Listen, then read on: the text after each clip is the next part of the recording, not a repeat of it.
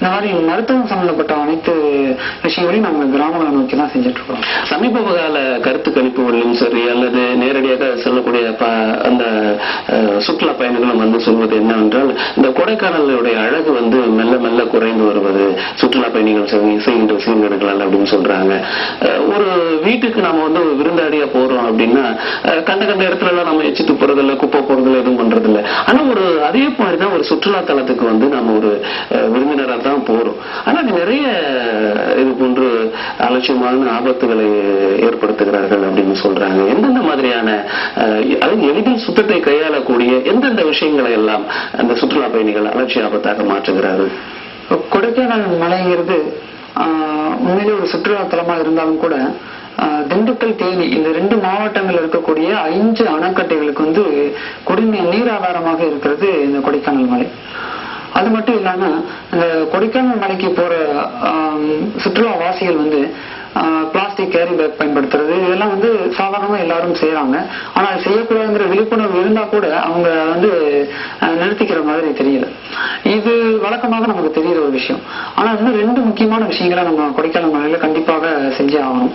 என்னன்னா, ஒண்ணு வந்து விலங்குகளுக்கு நம்மளுடைய உணவை தர்றது, பொரித்த எண்ணெயில பொரிச்ச உணவு, மசாலா உணவு வகைகள் இதெல்லாம் பாவப்பட்டு நம்ம அந்த விலங்குகளுக்கு தர்றோம். ஆனா உண்மையிலேயே நம்ம பரிதாபம் பார்க்கறது அந்த விலங்குகளுக்கு வந்து உண்மையிலேயே அது பாதிக்கப்படதான் செய்யுது.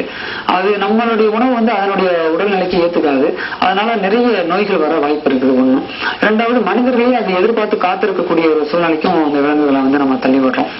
2வது, ஒரு சுற்றுலா இடத்துக்கு போனோம், அழகான மலர்களையும் அழகான செடிகளையும் பார்த்த முன்னாடி நம்ம வீட்லயும் அதை கொண்டு வந்து வைக்கணுங்கிற ஒரு ஆசை வந்து நமக்கு எல்லாருக்கும் வருது.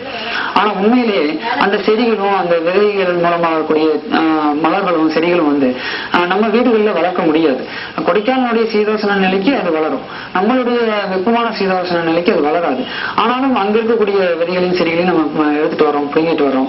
இதன் மூலமா அங்கேயே வளரக்கூடிய விஷயங்கள் அங்க தடைப்பட்டு போயிருது, நம்ம வீட்லயும் வளர்றது கிடையாது.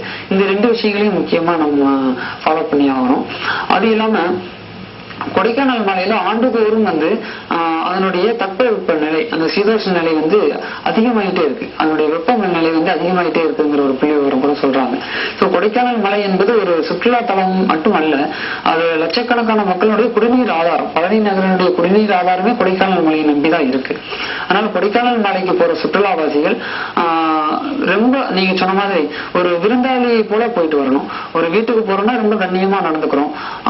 ஒரு 3 நாள் போற வீட்டுக்கே ரொம்ப கண்ணியமா நடந்துக்கிறோம்னா நம்ம இந்த பூமிக்கு வந்து ஒரு 60 வருஷத்துக்கு விருந்தாளியா வந்திருக்கிறோம். அப்ப இந்த 60 வருஷத்துக்கு விருந்தாளியா வந்த நம்ம இந்த பூமி வந்து கெடுத்துட்டு போயிட்டோம்னா அடுத்து வர்ற தலைமுறை வந்து பாதிக்கப்படும். இந்த பூமிங்கிறது வருங்கால தலைமுறைக்கு, நமக்கு இல்ல வருங்கால தலைமுறைக்கு நினைச்சோம்னாவே சுற்றுச்சூழல் சீர்கேடு மட்டும் இல்ல, எல்லா பிரச்சனைக்கும் ஒரு தீர்வு கிடைக்கும். இந்த சுற்றுச்சூழல் சீர்கேட்டுல வந்து ஒரு பெரிய பங்கு அப்படின்னா பாலித்தீன் பைகள்ங்கிறது தான் எல்லாருக்கும் தெரிந்தது. இந்த பாலித்தீன் பைகள் பயன்படுத்துவதற்கு முன்னாடி வந்து நம்ம வந்து மஞ்சள் பைகள் வந்து பயன்படுத்திட்டு இருந்தோம். ஏன் நீங்க அது குறித்து ஏதாவது விழிப்புணர்வு ஏற்படுத்தலாம் இல்லையா? கண்டிப்பா சார். இப்ப நாங்க ஒவ்வொரு வருஷமும் என்ன பண்றோம்னா, கொடைக்கானல் டூர் போறவங்களுக்கு ஒரு 2000 துணிப்பைகள் பழனி வனத்துறையினுடைய உதவியோட 2000 துணிப்பைகள் வந்து நம்ம கொடுக்குறோம். வெறுமனே துணிப்பைகள் கொடுத்துறோம்னா டூர் போறவங்க இருக்கிற கேரி பேக்லாம் நம்ம வாங்கிக்கிட்டு அதுக்கு பதிலாக துணிப்பைகள் வந்து இலவசமாகவே கொடுத்துட்டு இருக்கிறோம். இந்த ஃப்ளவர் ஷோ டயத்துல அந்த வேலையை செய்யறோம். இந்த மலர் கண்காட்சி முடிஞ்சதுக்கு அப்புறமா கல்லூரி மாணவர்களை வச்சு தேக்கந்தோட்டம் வனத்துறை சோதனை சாவடியிலிருந்து சவரிக்காடுங்கிற ஒரு இடத்து வரைக்கும் ஒரு 13 கிலோமீட்டர் வந்து ஒவ்வொரு வருஷமும் நம்ம வந்து ரோட்டோரத்தில் இருக்கக்கூடிய 2 பக்கம் இருக்கக்கூடிய பிளாஸ்டிக் கேரி பேக்லாம் நம்ம வந்து கிளீன் பண்றோம். கிளீன் பண்ணி ஒரு 10-20 சாக்குப்பைகள்ல கொண்டு வந்து நகராட்சி குப்பை கிடங்குல கொட்டோம். இந்த மாதிரி நம்மளால முடிஞ்ச சேவைகளை வந்து கொடைக்கானல் மலையில செய்யறோம். அது மட்டும் இல்லாம ஆரோக்கிய திட்டம்னு ஒண்ணு பண்றோம். அந்த ஆரோக்கிய திட்டத்தின் கீழே கிராமங்கள்ல வந்து நிறைய மெடிக்கல் கேம்ப் எல்லாம் நடத்துறோம். அப்புறம் விழிப்புணர்வு முகாம்கள், நோய் விழிப்புணர்வு முகாம்கள் இதெல்லாம் பண்றோம். அது மட்டும் இல்லாம பழனியில வந்து நான் முன்னாடியே சொன்ன மாதிரி ஒரு திருவிழா நகரம். திருவிழாவுக்கு வர்ற பக்தர்கள் வந்து ஒரு சில பேர் அவங்க வீட்டில் இருக்கக்கூடிய முதியவங்க, அப்புறம் வந்து மனநல சரியில்லாதவங்க, இவங்களெல்லாம் கொண்டு வந்து திருவிழா விட்டுட்டு போயிடுறாங்க, நமக்கு தொல்லை விட்டது அப்படின்னு சொல்லிட்டு. அந்த மாதிரி இருக்கக்கூடியவங்களுக்கு நம்ம தினந்தோறும் சாப்பாடு கொடுக்குறோம். ஒரு 10 பேருக்கு பைக்ல கொண்டு போய் சாப்பாடு ரெடி பண்ணி அவங்களுக்கு கொண்டு போய் கொடுத்துட்டு வரோம். இது அன்னை சார்ந்த உணவு திட்டம் அப்படிங்கிற பேர்ல நம்ம இந்த 4 வருஷமா செஞ்சுட்டு இருக்கோம். முன்னோர்களும் சரி பின்னோர்களும் சரி பழனி முருகனை வந்து இன்றும் அதே பக்தியோடு தரிசிக்கிறார்கள். ஆனால் அதில் மிக முக்கியமான ஒரு விஷயம் ஒன்று வையாபுரி குளம். அந்த பக்தி இலக்கியங்களில் மிக சிறப்பாக கூறப்பட்டிருக்கும் அந்த வையாபுரி குளம் என்பது ஒரு 200 250 ஏக்கர் என்று சொல்கிறார்கள். அந்த குளத்தில் குளித்துவிட்டு பின்புதான் முருகனை தரிசிக்க வேண்டும் என்று முன்பு ஒரு நடைமுறை இருந்திருக்கிறது. இப்பொழுது இருக்கும் அந்த வையாபுரி குளம் அப்படிப்பட்ட நிலையில் இல்லை என்று சொல்லப்படுகிறது. அந்த வையாபுரி குளத்தை தூர்வாருவதற்கு நீங்கள் ஏதேனும் முயற்சி செய்கிறீர்களா? அதற்குரிய பணத்தை எங்கிருந்து திரட்டப் போகிறீர்கள்? 60 வருஷத்துக்கு முன்னாடி பாத்தீங்கன்னா பங்குனி உத்திரம், தைப்பூசம் இந்த மாதிரி திருவிழாவுக்கு வர்ற பக்தர்கள் எல்லாம் அந்த குளத்துல குளிச்சுட்டு முருகனை சந்திக்கிறதுக்காக, முருகனை தரிசனம் பண்றதுக்காக போனாங்க. ஆனா இன்னைக்கு அந்த குளத்தினுடைய ஒரு பகுதியில பேருந்து நிலையம் கட்டியாச்சு. இன்னொரு பகுதி இருக்குது. அந்த பகுதியும் ஒரு சாக்கடை கழிவு நீர் தேங்கி ஒரு குட்டை போல இருக்குது. அந்த குளத்தை சுத்தம் பண்றது மூலமா ஒரு புண்ணிய குளத்தை மீட்டெடுக்கிறதோட இல்லாம அந்த குளம் தான் பழனி நகரனுடைய முக்கிய நிலத்தடி நீராதாரம். பழனியில எங்க பார்த்தாலும் போர் போடுறாங்க, ஆனா தண்ணி கிடையாது. ஆயிரக்கணக்கான அடி போர் உள்ள போயிட்டே இருக்கு, ஆனா தண்ணி கிடையாது. அப்போ இந்த குளத்தை தூர்வாரி பாதுகாத்து பராமரிப்பு செஞ்சோம்னா நம்மளுடைய நிலத்தடி நீர் அதிகமாகறதுக்கு வாய்ப்பு இருக்கு. இதன் மூலமா பழனி நகரத்தில் இருக்கக்கூடிய எல்லா போர்வெல்லையும் தண்ணி கிடைக்கும். அப்போ நம்ம ஒரு கேன் தண்ணி வாங்கி குடிக்க வேண்டிய ஒரு அவசியம் நமக்கு வராது. கேன் தண்ணியே எந்த அளவுக்கு சுத்தமானது அப்படிங்கிறதுலயும் ஒரு கேள்விக்குறி இருக்கு. அதனால நம்ம நிலத்தடி நீர் மட்டத்தை உயர்த்தணும்னா இந்த வையாபுரி குளத்தை தூர்வாரணும். இந்த தூர்வாரதுக்கான முயற்சிகள்ல பழனி நகரை சேர்ந்த எல்லா பொதுநல அமைப்புகளும் சேர்ந்து பழனி அழகு வையாபுரி குல இயக்கம் என்கிற ஒரு அமைப்பை ஏற்படுத்தி இருக்கிறோம். இந்த அமைப்பின் சார்பாக நம்ம மாவட்ட ஆட்சித்தலைவரை போய் சந்திச்சு அவங்க கிட்ட இந்த குளத்தை தூர்வார போறோம் அப்படின்னு சொன்னப்போ மாவட்ட கலெக்டர் உயர்ந்து வெங்கடாச்சலம் அவர்களும் ரொம்ப சந்தோஷப்பட்டாங்க. அவங்க என்ன சொன்னாங்கன்னா, பப்ளிக் ஒரு 50% நிதி கொடுங்க, கவர்மெண்ட் ஒரு 50% நிதி கொடுக்கட்டும், 2 பேரும் சேர்ந்து அந்த குளத்தை தூர்வாடுறதுக்கு நமக்கு நாங்கள் திட்டத்தின் கீழே ஒரு திட்ட மதிப்பீடு செய்யலாம் அப்படின்னு சொல்லி பொதுப்பணித்துறை ஒரு 10 லட்சம் ரூபாய்க்கு எஸ்டிமேஷன் கொடுத்துருக்காங்க. இப்போ இந்த பழனி அழகு வையாபுரி குல இயக்கத்தின் சார்பா இது வரைக்கும் ஒரு 4 லட்சம் ரூபாய் நிதி திரட்டி வச்சிருக்கிறோம். இன்னும் 1 லட்சம் ரூபாய் மட்டும் நிதி திரட்டி அந்த குளத்தை சுத்திலும் வேலி போட்டு குளத்தை பராமரிக்கணும் அப்படிங்கிற முயற்சிகள் தொடர்ந்து நடந்துட்டு இருக்கும் சார்.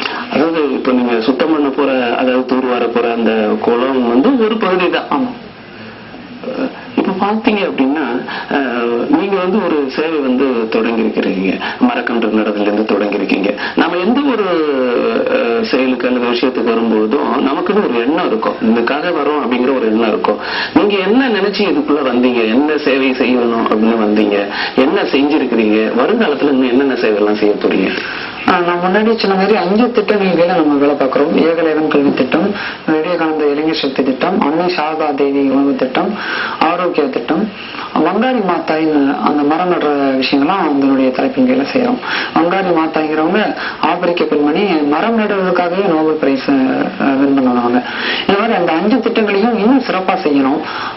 அதனுடைய எல்லையை விரிவுபடுத்தணும். இப்போ ஒரு 5 கிராமங்கள்ல வேலை பார்க்கிறோம். இன்னும் ஒரு 10 கிராமங்கள்ல பழனி சுற்றக்கூடிய அனைத்து கிராமங்கள்லயும் நம்மளுடைய சேவை போய் சேரணும் அப்படிங்கிற ஒரு திட்டம் தான் நம்மகிட்ட இருக்குங்க சார். நான் விவேகானந்தர் சொல்றாரு, எந்த ஒரு திட்டத்தையும் பெரிய அளவுல ஆரம்பிச்சிடாத, மெதுவா காலடி எடுத்து கண்டிப்பா உனக்கு வெற்றி கிடைக்கும்னு சொல்றாரு. அதனால எடுத்தாவலேயே உடனே நம்ம பெரிய திட்டங்களை செயல்படுத்த வேண்டியதில்லை. இருக்கிற திட்டங்களையும் இன்னும் சிறப்பாக செய்யணும், அதனுடைய எல்லைகளை விரிவுபடுத்தணும். அதுதான் நம்மளுடைய நோக்கம் சார். நகரங்கள்ல பாத்தீங்கன்னா, இப்ப நீங்க சொன்னதுனால கேக்குறேன், நகரங்கள்ல பாத்தீங்கன்னா எல்லா வசதியும் கிடைக்கிறது. ஆனா நகரத்தை சுத்தி தான் பெரும்பாலும் அமைப்புகள் இருக்கின்றன. கிராமத்தை நோக்கி அது செல்லாததற்கு என்ன காரணம் நீங்க நினைக்கிறீங்க? கிராமத்தை நோக்கி செல்லாததற்கான காரணம், மற்றவங்க செல்லாததற்கான காரணம் என்னன்னு தெரியல. ஆனா மகாத்மா காந்தி கூட எல்லாரும் சொல்வது என்னன்னா, கிராமங்களில் தான் இந்தியா வாழ்கிறது அப்படின்னு சொல்றாங்க. கிராமங்களை முன்னேற்றுவதன் மூலமாக தான் இந்த தேசத்தை முன்னேற்ற முடியும். அதனாலதான் நம்மளுடைய ஒவ்வொரு திட்டமும் கிராம மக்களை நோக்கி போகணும் அப்படிங்கிற அடிப்படையில வேலை பார்த்துட்டு இருக்கோம். எந்த ஒரு பெற்றோருமே நம்மளுடைய பிள்ளைகள் கை நிறைய சம்பாதிக்க வேண்டும் அப்படிங்கிற ஒரு ஆசையோட தான் வளர்க்குறாங்க. அப்படி இருக்கிற பட்சத்துல நான் சேவை செய்ய போறேன் அப்படின்னு நீங்க கிளம்பின உடனே உங்க அப்பா அம்மா என்ன சொன்னாங்க? உங்க குடும்பத்துக்குள்ளும் ஏதேனும் வருமானம் நீங்கள் ஈட்டுகிறீர்களா? கண்டிப்பா. இப்போ நான் நல்லாவே ஓரளவுக்கு சம்பாதிச்சுட்டு இருக்கிறேன், இந்த வார இதழ் முகவரா இருந்து. ஆனா ஆரம்பத்துல நல்லா சம்பாதிச்சாலும் கூட எங்க கிராமத்துல இருக்கிறவங்கலாம் இந்த மரம் நடும்பொழுது மற்ற சேவைகள்லாம் செய்யும் பொழுது என்ன சொன்னாங்கன்னா, இந்த பையனுக்கு எங்கிருந்து பணம் வரும் போல இருக்கு, அதனாலதான் வந்து இந்த பையன் இவ்வளவு தூரம் வேலை பார்த்துட்டு இருக்கிறான் அப்படின்னு சொல்லும்போது, இந்த விஷயங்கள்லாம் எங்க அப்பாவுக்கு கிடைக்கும் போது அப்பா வந்து சொல்லுவாரு, ஏன்டா வீட்டு சாப்பாடு சாப்பிட்டுட்டு இந்த மாதிரி போய் மற்றவங்க எல்லாம் பேச்சு வாங்கிட்டு இருக்கிற, எல்லாம் பணம் வருதுன்னு சொல்லிட்டு இருக்கிறாங்க அப்படின்னு சொல்லி திட்டிட்டு இருப்பாரு. ஆனா இப்ப வந்து நம்ம பாலசமுத்திரம் கிராமத்து மக்கள் எல்லாருமே நல்ல விதமான ஒரு புரிதலோட தான் இருக்கிறாங்க. அப்பாவுக்கும் வந்து ஒரு ஆசை என்னன்னா, நல்ல பையனை பத்தி நல்ல விஷயங்கள்லாம் சொல்றாங்க, நல்லா நல்ல பேர் வாங்குறாங்க, பேர் சொல்லுது அப்படிங்கிற பேர் சொல்றாங்க, நல்ல பேர் எடுக்கிறான் அப்படிங்கிற ஒரு எண்ணம் இருந்தாலும் கூட இன்னும் நல்லா சம்பாதிக்கணுங்கிற இருக்குது. ஆனா எனக்கு என்ன ஆசைன்னா, இன்னும் நல்ல சேவை செய்யணுங்கிற ஆசை இருக்கு. கண்டிப்பா சேவையும் செய்யணும், வீட்டையும் வந்து அப்பா அம்மாவையும் நல்லா பத்திரமா பார்த்துக்கணும். அப்புறம் ஒவ்வொரு சேவையின் போதும் அப்பா எனக்கு வந்து உதவி செய்வார். அப்பா ஒரு பக்கத்துல வந்து மன வருத்தப்பட்டாலும் கூட ஒரு மரக்கன் நடுறதுனா கூட நான் அவர் வந்து ஹெல்ப் பண்ணுவார், குழு தந்து கொடுப்பார். அப்புறம் முள் அந்த மரக்கண்டை சுத்தி வந்து முள் அடிக்கணும்னா கூட நான் போய் சிரமப்படக்கூடாது, குழி தோண்டி கையெல்லாம் வந்து புண்ணாயிடக்கூடாது, முள் பற்றக்கூடாதுன்ட்டு அவரும் என்னோட வந்து முள்ளெல்லாம் வெட்டி கொடுத்து வெளியெல்லாம் அடிச்சிட்டு இருப்பார். ஒவ்வொரு நிகழ்ச்சி நடக்கும்போதும் ஒரு ஓரத்துல வந்து அந்த நிகழ்ச்சியினுடைய அரங்கத்துல வந்து நின்று அந்த நிகழ்ச்சியெல்லாம் பார்த்து ரசிப்பார். அம்மாவும் நல்லா சப்போர்ட் பண்றாங்க. இருந்தாலும் ஒரு சாதாரண பெற்றோரை போல அவங்களும் வந்து சில மன வருத்தங்கள்லாம் இருக்கும். விவேகானந்தர் சொல்றதை போல தியாகம் இல்லாம இந்த செயலியும் அந்தந்த பூமியில செய்ய முடியாது. அதனால அப்பா அம்மாவுடைய மன வருத்தத்தை வந்து சுவாமி விவேகானந்தர் தான் தீர்த்து வைக்கணும்னு நான் நினைக்கிறேன். நிச்சயமா, கண்டிப்பா. ஆனா எவ்வளவு கொடுத்தாலும் அந்த பெற்றோர்கள் என்ற அந்த உறவு காட்டும் அந்த தியாகத்துக்கு ஈடு எதுவும் இல்லை என்றுதான் நாம் சொல்ல வேண்டும். உங்கள் சேவையில் குறிப்பிடத்தக்க ஒன்று என்றால் பழனி அரசு மருத்துவமனையை தத்து எடுத்திருப்பது. அரசு மருத்துவமனையை தத்து எடுப்பதன் அவசியம் என்ன இருக்கிறது? மருத்துவமனை என்பது ஒரு மிகப்பெரிய கட்டடம், அதை முழுமையாக நீங்கள் தத்து எடுத்திருக்கிறீர்களா? தத்து எடுத்து என்னென்ன செய்கிறீர்கள்? அரசு மருத்துவமனைக்கு வர்ற நோயாளிகள் எல்லாருமே வந்து ஏழைகள் தான் அரசு மருத்துவமனை நோக்கி வர்றாங்க. இந்த அரசு மருத்துவமனை வந்து சுகாதார சீர்கேடுகளால பாதிக்கப்படும் பொழுது நாம போயிட்டு அப்படியே வந்துடுறதுல எந்த ஒரு அர்த்தமும் இல்லை. அதனால நாங்க என்ன பண்ணுவோம்னா, வாரம் ஏதாவது ஒரு கட்டடத்தை எடுத்து டெட்டாயில் பெனாயிலாம் போட்டு நண்பர்களோடு சேர்ந்து போய் அதை கிளீன் பண்ணிட்டு இருந்தோம். அப்புறம் ஏதாவது ஒரு கட்டடத்தை மட்டுமாவது எடுத்து அதை ரொம்ப பக்காவா பண்ண முடியும், அதை வந்து சிறப்பா பராமரிக்கலாம் அப்படிங்கிற ஒரு ஐடியா வந்தது. அப்போ ஆண்கள் வார்டு கட்டடத்தை வந்து தத்தெடுத்து அதை வந்து ஃபுல்லா ஒயிட் வாஷ் பண்ணி கொசு வலையெல்லாம் அடிச்சு பூத்தொட்டிகள் வச்சு உள்ள வந்து நல்ல வாசகங்கள், தன்னம்பிக்கை தரக்கூடிய வாசகங்கள்லாம் எழுதி போட்டு அந்த பில்டிங்குள்ள நுழைஞ்சாவே ஒரு நல்ல ஒரு அட்மாஸ்பியர் இருக்கிற மாதிரி அந்த கட்டடத்தை மாத்தி இருக்கிறோம்.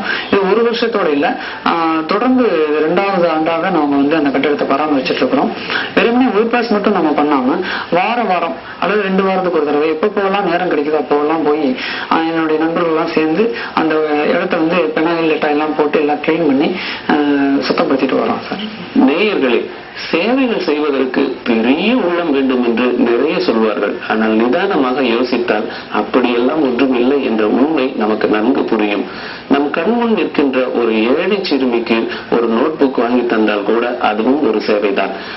பெரிதாக நாம் வளர்த்து கொண்டிருக்கும் தேவைகளை சுருக்கி சேவைகளை பெருக்கி இனிவரும் காலங்களிலாவது மகிழ்ச்சியுடன் வாழ மனதார மனசு வைப்போம். பெரியசாமியை போன்று நாமும் நம்ம ஊரை திரும்பி பார்ப்போம், ஒவ்வொரு செயலையும் விரும்பி செய்வோம். நிகழ்ச்சியை பார்த்த நேயர்களுக்கும் பங்கெடுத்த பெரியசாமி அவர்களுக்கும் நன்றி.